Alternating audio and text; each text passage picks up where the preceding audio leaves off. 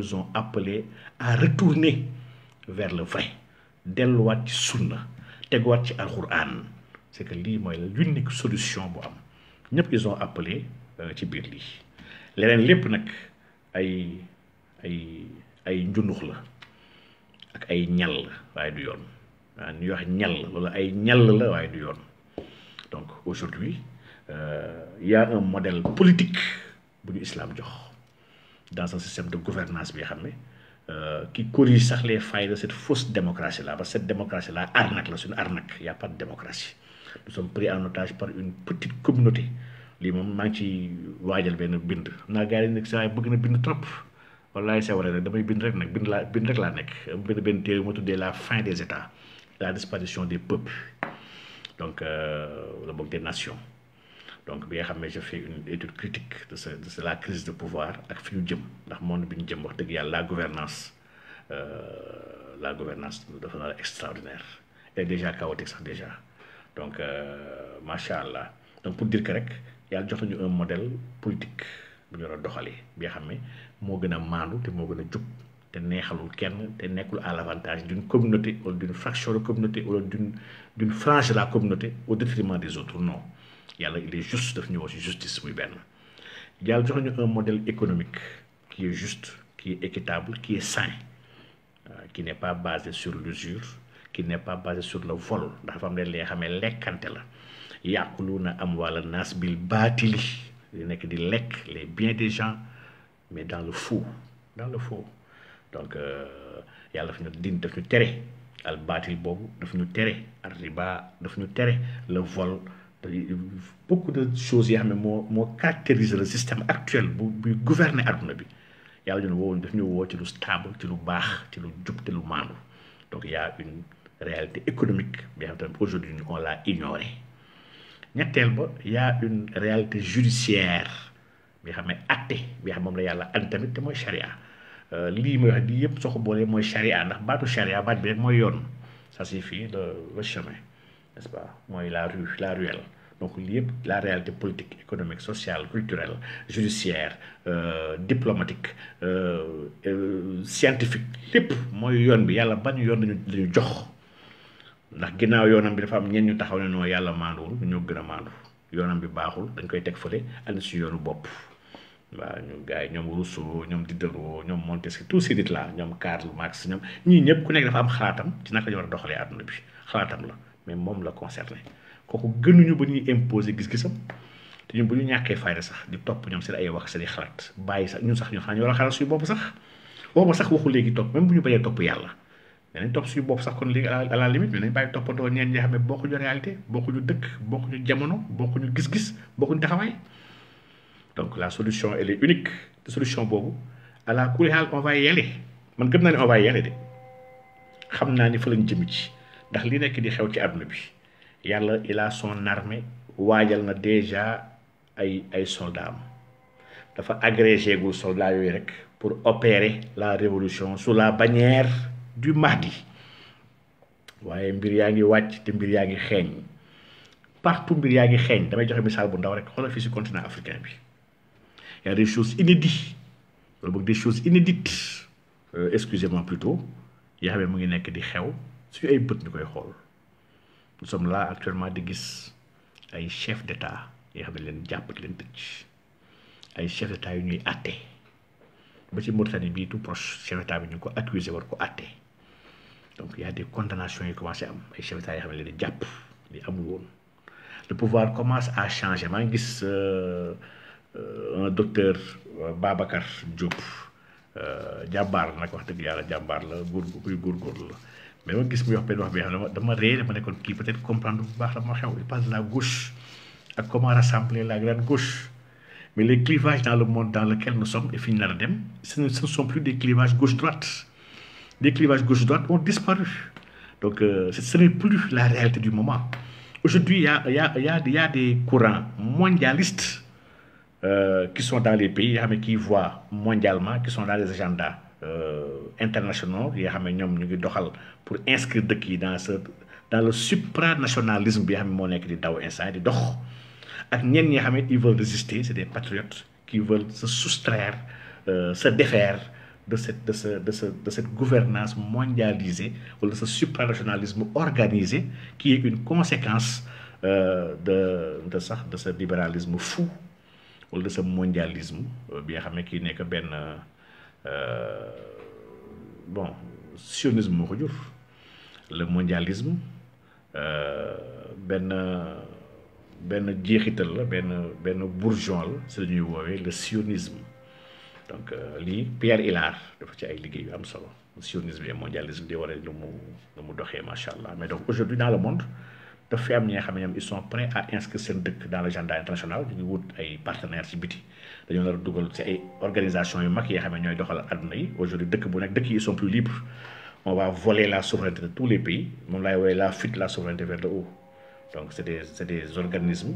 qui dirigent le monde en réalité organismes yooyu c'est des lobbies ñu nekk ci ginnaaw représentants yi fa nekk yi nga xam ne ce n'est ni démocratique ni transparent parce qu'ils ne sont pas élus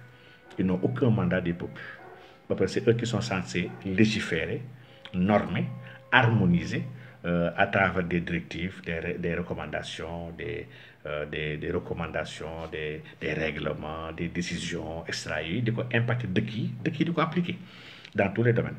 le domaine de la banque déjà domaine bu leer la avec la BIS la banque internationale Bank of International Settlements mooy la BRI la banque des règlements qui est la banque centrale des banques centrales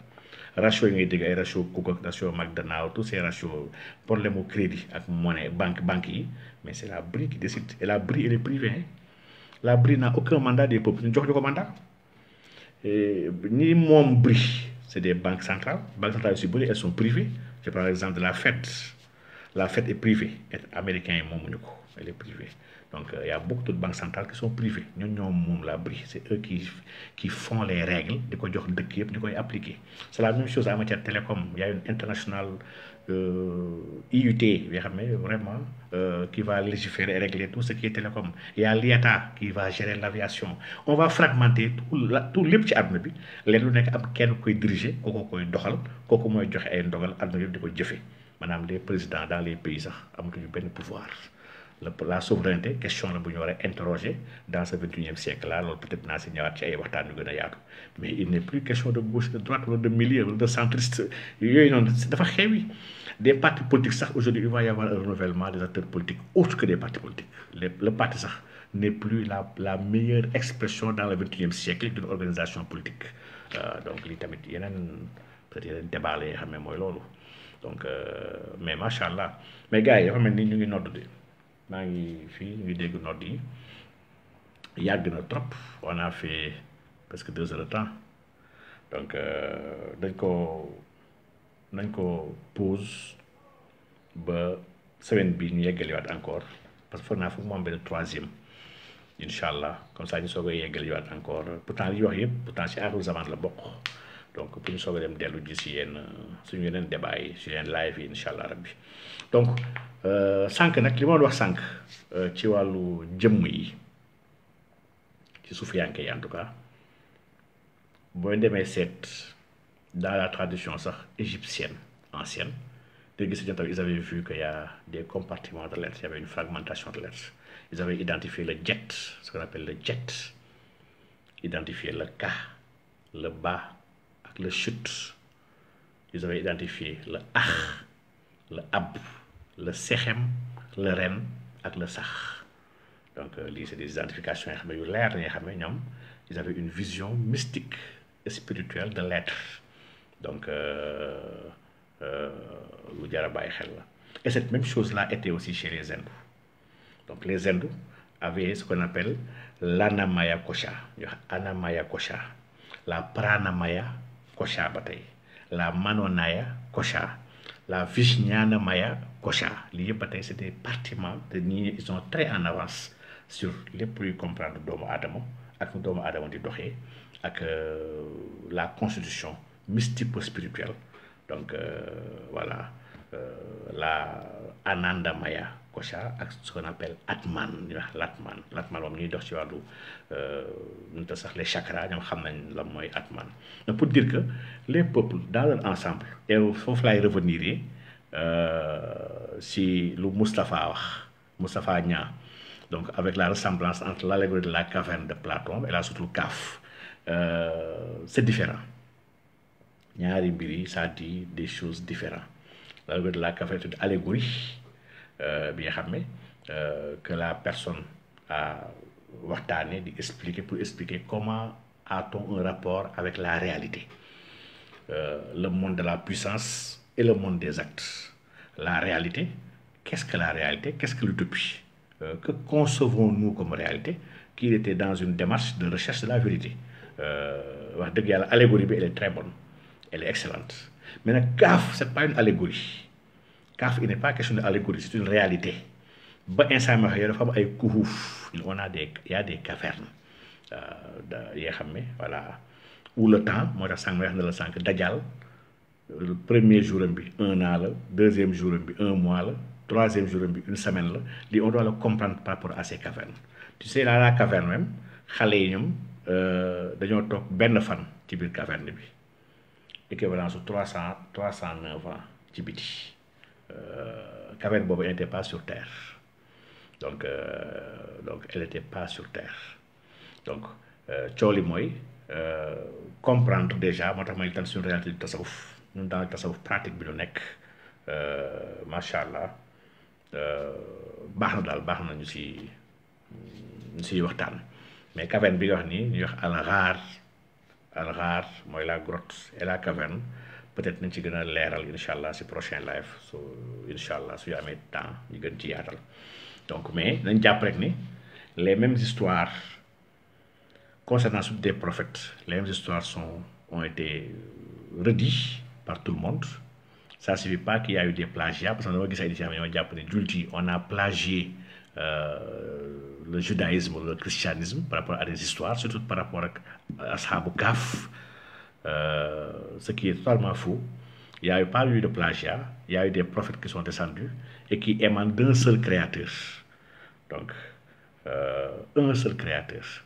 donc effectivement c'est très normal que wax dëgg yàlla ñuy dire la même chose donc il y a pas de plagiat loolu moom sama réponse may defar temps yi dina génn d'ici peu bu Edouard Galèze réponse bi par rapport ak le prophète et le messie naa ko publier sama page incha allah donc wax dëgg yàlla yàlla si yàlla defal yiw defal si tawfiix dafa mel ni instant nag yàgg na trop si Assane doo bàyyi maa ngi lay ziar bu baax a baax waaw loolu moom xam naa si def beneen waxtaan ndax instant yi moom donc macha allah et waaw Ali Bokoum non il faut pas dire vous ñun il faut nous tutoyer nous ne sommes pas ay tubaab donc waaw Modou Diagne waaw tu as entièrement raison waaw góor yàlla yi ñu ngi génn ñu ngi jàng li nga xam ne ku toog ci zahir da toogoon fii 10 ans pour jàng ko gars yi ñu ngi génn ci ay espace yoo xam ne en un jour équivalence 10 ans la fii ñu jàng foofu jàng yu am solo wala boog ñu dem foofu jaamu yàlla yu am solo ñaar toog fii di xool gars yi donc ngay xool waa ji naan kii fan la jàngee li mu xam te fekk mu ngi génn te yëguloo ko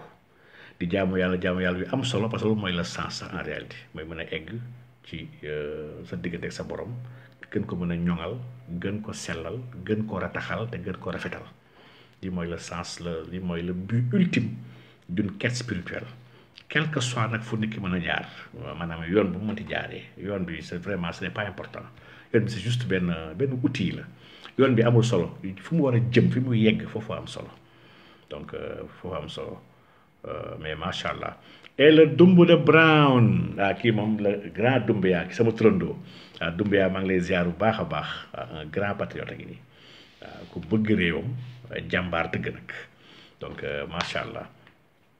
mais ziar naa leen te maa ngi jégalu gudd na trop maa ngi tuub di jégalu wax dëgg yàlla et Ousmane Sène mu may bab mu def ko week-end bon tey la kañ tey le mercredi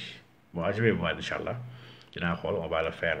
en week-end incha allah pour yeggali on va faire la partie 3 clôturer ko benn yoon après on va continuer nos débats parce que gis naa ni bëgg naa def un débat vraiment bu am solo sur les défis de l'Afrique parce que defoon naa si benn waxtaan à l'université mais lu ndaw lañ ci génnee bëgg naa ko gën a ñoŋal ñu gën ci waxtaan surtout par rapport à la technologie par rapport à l'IA wax dëgg yàlla gis naa ne am na lu bëri lu ñu ci war a waxtaan fi Sénégal fii gars yu bëri ñoom débat yi intéressé wu leen temps yi maa ngi wax ak Saliou rek Saliou bokkum ñu doon wax ci waxu yenn casque bionique yeeg donc gars yi ñu ngi ñoom ci ay affaire yu kawe